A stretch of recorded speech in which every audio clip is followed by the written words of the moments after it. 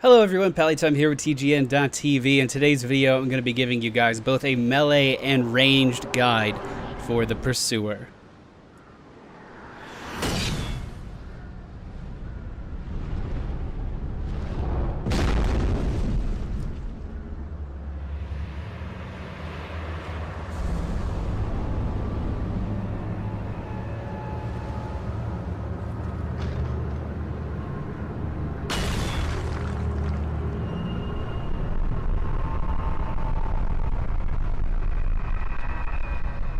Before we start the fight, I definitely recommend that you guys head over to this chest and open it. I do show you how to get to the chest, or at least how to get back to the ladder that you have to take to get down to the boss. In that chest was the Ring of Restoration, and what it allows you to do is heal a small amount of your health points over time. Now that's significant because my shield currently does not block 100% physical damage. So every time I block an attack, I will be taking a small amount of damage to my hit points, and that ring kind of helps alleviate that problem. So as always, as you guys are watching the fight, I'm going to be talking over it, giving you a little bit of my insight on how I handled all of the mechanics. Now this is a very significant step up in difficulty from the last giant. The Pursuer hits very, very hard and often combos his abilities together in order to deal a pretty devastating amount of damage.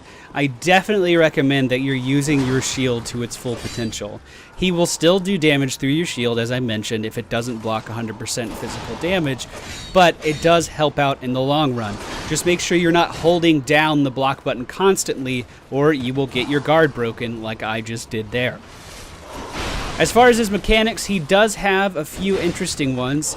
He is able to turn his weapon blue and stab you in the chest, and if he does that, you will become cursed, and I do believe that happens in this video. Now, curse in Dark Souls 2 is nowhere near as big of a deal as it was in the original Dark Souls. All that happens when you're cursed in Dark Souls 2 is you lose the same amount of health you would if you were to die normally. So it's basically like getting an extra death to your health meter. Not a very big deal at all. Now, how I deal with the majority of his abilities is simply by blocking and moving to the right. Now you can see it's not always very consistent. Sometimes I get pinned against the wall. Sometimes, well, I just get staggered. But he has a lunging attack, and I've been pretty consistently able to dodge it by just circling around to the right as he's coming at me. He also has a double attack that he likes to do, and that can be changed up with a variation to do a triple attack as well. Sometimes he'll swing his weapon twice, sometimes it's 3 times. Now, the triple strike will definitely deplete your stamina if you're around the appropriate level range for this. So it's important not to block all of those attacks and to try to evade them whenever possible. Now, when I say evade, I don't necessarily mean roll. The rolling in Dark Souls 2 is nowhere near as consistent of damage mitigation as it was in the original Dark Souls. So your ability to actually move backwards and avoid his attacks is going to be more reliable than rolling away from them. As far as healing on this fight goes, I definitely recommend that you try to make as big of a gap in between yourself and the boss as possible. He will be doing his lunge, his gap closer, to try to make it so you don't get away with that. But from what I've found, using the heal ability doesn't seem to be a very good idea. It takes a little bit long. It takes a little bit too long to cast. So I definitely recommend using your life gems or your Estus flasks in order to regain your health, as well as the healing ring that I showed at the beginning of the video. As far as attacking him goes, you can see I'm never getting in more than a couple attacks at one time. I believe it is possible to stagger him, but it didn't seem very consistent to me. So what I like to do is simply make sure I'm monitoring my stamina levels, that's the green bar up at the top, and just getting in attacks here and there. Not taking too many opportunities to get damage in, but definitely playing defensive. This is a hard fight, and playing defensive seemed to be my best option.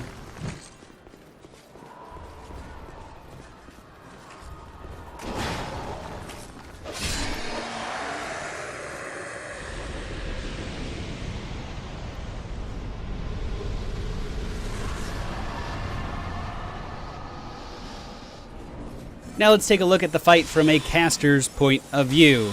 I am using the great soul arrows that can be found down in this fort somewhere. I definitely recommend picking those up before you attempt this fight. Just gets a little bit more damage out onto the field faster than the normal soul arrows. So my general rule of thumb as playing this as a caster was obviously to get room in between me and the target. That's usually your general plan. But again, when he's coming at me with that gap closer, I roll to the right to kind of dodge the attack. And you can see it works pretty well. I don't even have a shield on my sorcerer, so that was my main form of defense. And every other attack he did, I tried to roll backwards. So roll backwards for every attack but the gap closer, and for the gap closer, roll to the right. And as long as I timed it okay, it worked pretty well. If you're not too familiar with, Dark Souls roll mechanics, it may be a bit harder for you, take a little bit more practice, but this ended up working extremely well for me. And as a little extra bonus, I'm going to show you guys how completely trivial this fight is on co-op, so stay tuned until after this this fight is completed. It's actually really funny. It's really funny how easy this fight is in co-op.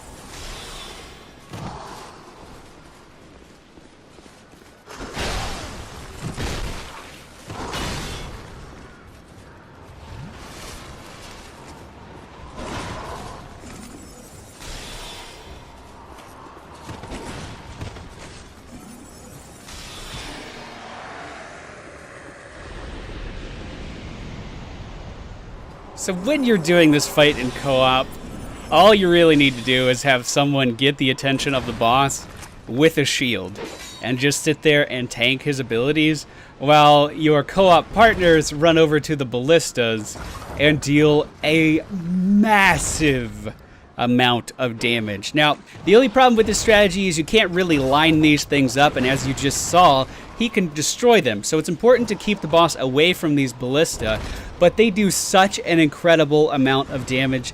It just takes a little bit of teamwork. Now, it is important to know that you can kill your allies with the projectiles from this thing, so it's important to be a little patient. I actually don't know how I didn't kill both of these guys in this clip, but this was really cool. I really enjoyed the boss design here, and I hope you guys enjoyed the video. If it helped you out, hit the thumbs up button, let us know down in the comments, and if you're new to the channel, please be sure to subscribe.